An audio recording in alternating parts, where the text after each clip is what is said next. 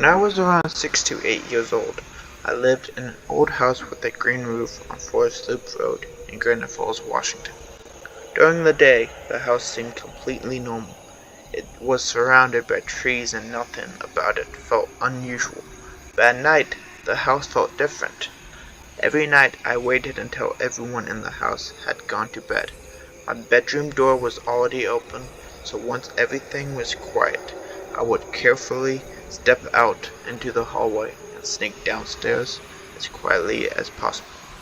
The house would creak beneath my feet, and I always worried someone would hear me. Even though I knew I wasn't supposed to be awake, I always felt drawn to explore the house in the dark. One night, I made my way down to the stairs in the living room. That's when I heard it. Then another. Slow, heavy footsteps. At first, I thought it was my dad, so I hid and waited. The footsteps continued for a few seconds. Then they stopped. The house became completely silent. After a minute, I looked around. Nobody was there. Over the next few months, I kept hearing the same thing. Footsteps upstairs, footsteps downstairs. Heavy steps that sounded like an adult walking around.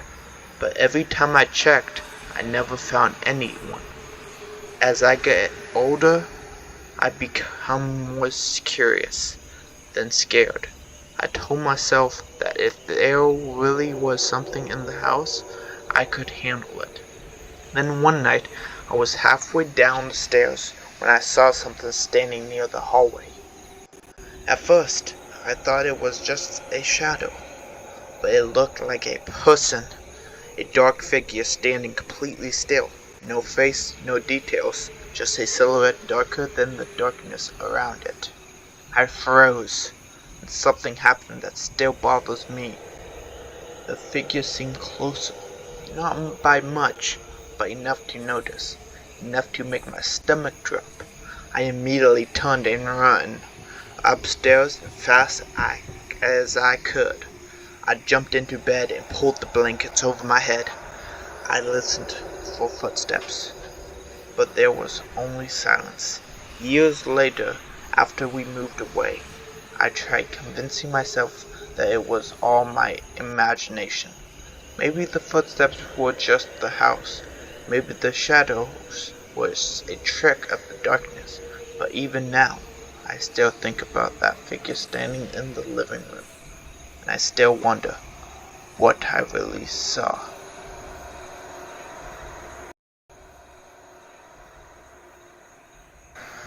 This happened during a 4th of July celebration around 2018. Back when my family still lived on Forest Loop Road, the 4th of July was one of my favorite days of the year. My dad would buy so many fireworks, and we would spend the whole day outside eating food, playing football, throwing horseshoes, and lighting fireworks. That evening I noticed a firecracker with a very short fuse. Instead of leaving it alone, I decided I wanted to light it. I remember telling my brother I was going to do it. Nobody thought much of it. We had been setting off fireworks all day, so I lit the fuse. The moment it sparked, I knew something was wrong. The fuse burned down almost instantly. I barely had time to react. I tried to throw it. Then, the firecracker exploded right next to my hand. Everything seemed to freeze. My ears were ringing. I immediately looked at my hand, expecting something much worse. Thankfully, I wasn't seriously injured, but it scared me badly. One second I was holding the firework, the next second it had already exploded. There was no warning, no time to think, just a sudden blast, inches from my hand. Years later, I still think about how quickly that happened, and how close I came to get seriously hurt.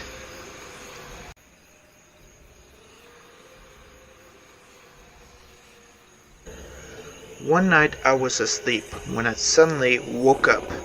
I remember seeing my mom standing in my room. At first, I thought everything was normal. Then I looked closer. Something about her didn't seem right. Her eyes looked completely dark, almost black. Even her fingertips looked strange and dark. I just stared at her. Then my dad walked into the room. He looked exactly the same. Dark eyes, dark fingertips. Both of them were standing there, looking at me. I remembered feeling a wave of fear hit me instantly. I didn't understand what I was seeing. I pulled the blankets over my head and hid underneath them. I stayed there, barely moving. Eventually, they walked away. The room became quiet again, but I couldn't stop thinking about what I had seen. I spent most of the night awake, replaying the image in my head.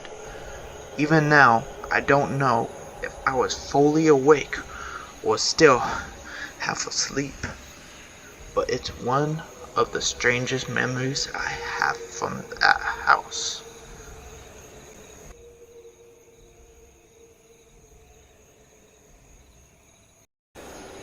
This happened when I was still living at the house with the green roof. It was around 2020, 2021.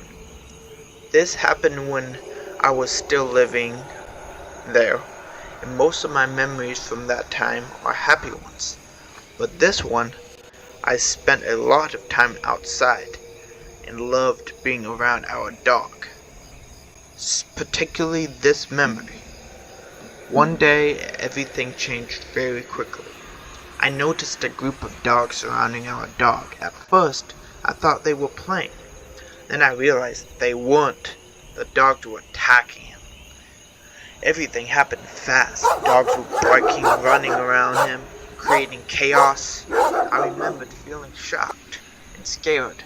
My mom immediately ran outside and started trying to scare the dogs away.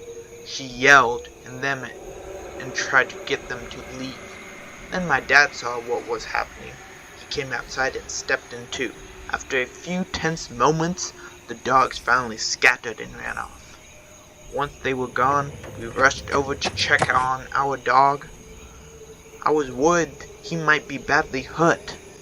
We carefully looked him over. Thankfully, he seemed okay. There weren't any major injuries that we could find.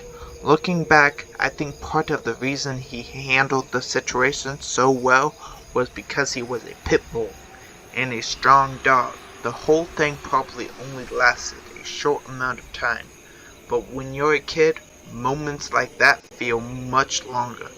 It's one of the memories from the green roof house that I've never forgotten. One minute it was a normal day, the next minute everything felt completely out of control.